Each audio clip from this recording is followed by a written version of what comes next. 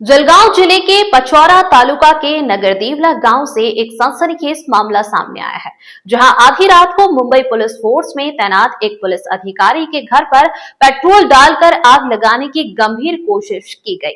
गनीमत रही कि घर में मौजूद मां और बहन की सूझबूझ से यह बड़ा हादसा टल गया। घटना के बाद इलाके में दहशत का माहौल है और पुलिस मामले की जांच में जुट गई है।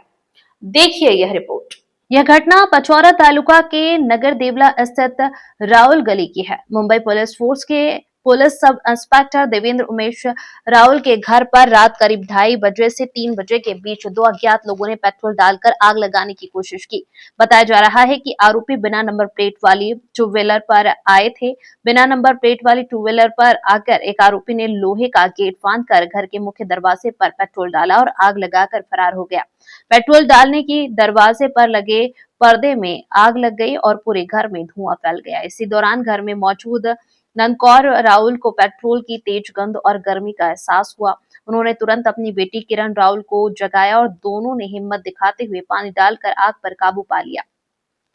आग बुझाने के बाद अब दरवाजा खोला गया तो बाहर पेट्रोल की खाली बोतल, माचिस और आग जलाने वाली स्टिक पड़ी मिली, जिससे यह साफ हो गया कि यह कोई हादसा नहीं बल्कि जानबूझकर की गई साजिश थी। घटना की सूचना मिलते ही पचौरा पुलिस मौके पर पहुंची।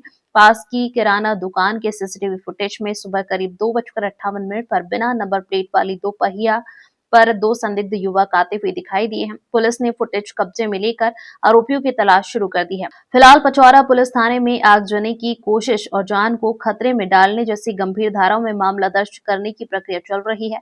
एक पुलिस अधिकारी के घर पर हुए इस हमले ने कई सवाल खड़े कर दिए हैं।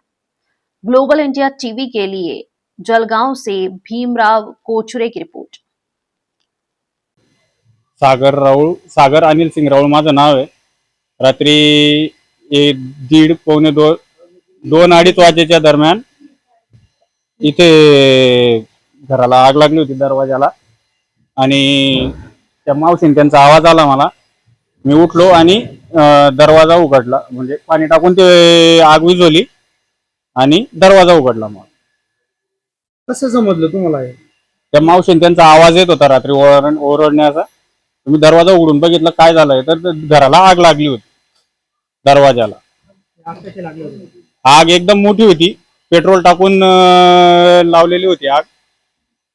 कोणी लावलं ते आता काही समजलं नाही का तुम्हाला? नाही, ते काही दिसले नाही, ते तोपर्यंत पळून गेले कोण होते तर। काही समजलं का कोण होतं ते? नाही, ते कोणीच समजलं नाही कोण होतं तर, कारण एक 2-3 मिनिटानंतर आम्हाला ते समजल्यानंतर आम्ही बाहेर आलो। पेट्रोलची बाटली पण तिथे पडलेली आहे, माचीस पण तिथे पडलेली आहे, त्यामुळे ते लवकर लक्षात आलं आणि विझवलं। कशावर आले होते ते? ते मोटरसायकलवर आले होते। मोटरसायकलवर आले होते? कसं काय कळालं तुम्हाला? सीसीटीव्ही कॅमेरा आम्ही चेक केला, इथे बाजूला दुकान आहे तिथे सीसीटीव्ही कॅमेरा लावलेला होता, त्याच्यावर ते चेक केलं तर ते दिसतंय। तोंडाला रुमाल वगैरे बांधलेले होते, टोपी होती, गाडी बिना नंबर प्लेटची होती। चौकशी करून बघितलं तर ते ओळखवाले नाही। तुम्ही कुठे राहता? मी ते शेजारी माझं घर आहे,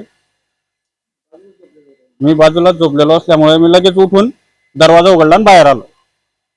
लागलेली आग मग तुम्ही विझवली? हो, मी स्वतः विझवली। आणि माझी आई, तुमचं नाव सांगा ताई। माझं नाव किरण उमेश राऊळ।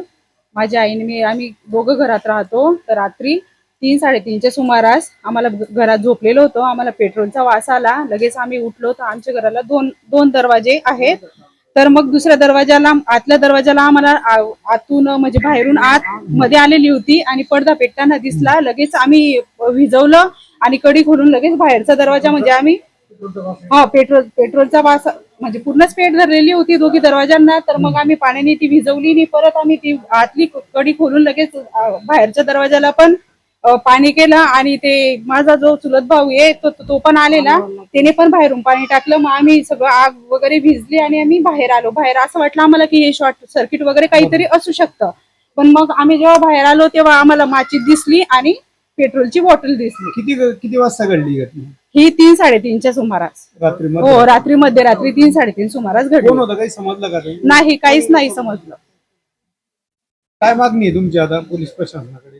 आता आम्हाला काहीतरी हे पाहिजे ना. आता आम्हाला त्यांनी डायरेक्ट म्हणजे आम्ही एकटं मी आणि आई असते, भाऊ तिकडे नोकरीला असतो, तर मग आम्ही एकटाच ना. आम्हाला काहीतरी अशी सुरक्षा होईल ना. आम्हाला पूर्ण म्हणजे हे जीवे मारण्याचाच प्रयत्न केलाय ना. पण बरं झालं की आम्हाला म्हणजे समजलं, ते जास्त पेट धरलं, कमी याच्यात ते पेट हे झाली. काय सांगाल आजी तुम्ही? तेच सांगायला आता आधी आता जो काही असेल हा, त्याला तेच होतं ना. शोधून काढावं. शोधून काढायचं. ते अशी त्याला शोधून काढायचं, त्याला लाईक करायचं. आम्ही बाया बाया राहता, बरोबर. आमचं बरं वाईट झालं, आमचं कोण पाहणार घरात. बरोबर आणि मी आई होतं ना, पण मग आमच्या जीवावर बेचेल होता ना तो. बरोबर. मग? काय करता आजी? तुमचा मुलगा कुठे आहे? नोकरीला आहे. नोकरीला आहे. मग कुठल्या खात्यात आहे ते? पोलीस खात्यात. हा. आज रोजी पाचोरा पोलीस स्टेशनला गुन्हा रजिस्टर नंबर 57/2026 भारतीय न्याय संहिता कलम 326 G अन्वये तक्रार प्राप्त झाली होती. सदर गुन्ह्याच्या अनुषंगाने यातील तक्रारदार किरण उमेश राऊळ, राणा नगरदेवळा, तालुका पाचोरा, जिल्हा जळगाव यांनी तक्रार दिली की आज दिनांक 8/2/2026 रोजी पहाटे 3 वाजण्या सुमारास त्यांच्या घरावर कोणीतरी 2 अज्ञात इसमांनी पेट्रोलजन्य पदार्थ टाकून सदरचे दरवाजे जाळण्याचा वगैरे प्रयत्न केला, अशा प्रकारची फिर्याद आमच्याकडे प्राप्त झाली होती.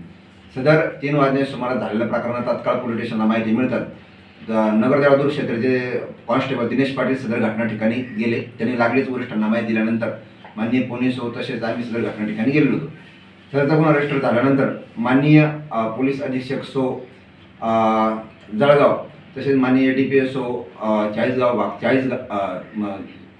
माननीय DPSO पाचोरा भाग पाचोरा तसेच माननीय पोलीस हो राहुल कुमार पवार साहेब यांच्या मार्गदर्शनाखाली सदर गुन्ह्यात तपास आम्ही स्वतः PSI गंगे करत आहोत.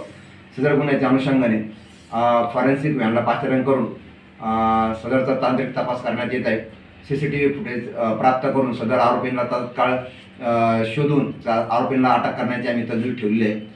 दुसरा मुद्दा येतो त्यामध्ये पोलीस खात्यात उपनिरीक्षक असलेले PSI यांचं घर जाळण्यात आलं, अशा प्रकारच्या बातम्या प्रसारमाध्यमावर प्रसारित होत आहेत. त्या अनुषंगाने सदर PSI हे मुंबई नोकरीला आहे. त्यांचं जे केवळ राहतं घर आहे PSI तिथे, तो आज रोजी सध्याला राहण्यास नाही. त्यामुळे त्यांची आई आणि त्यांची बहीण त्या ठिकाणी राहते. त्यामुळे प्रसारमाध्यमामध्ये अशा बातम्या आलेल्या आहे की PSIचे घर जाळलं वगैरे. तर त्या अनुषंगाने लागलीच गुन्ह्याचा सत्वर तपास करून आम्ही आरोपींना अटक करून पुढील कायदेशीर कारवाई करत आहोत.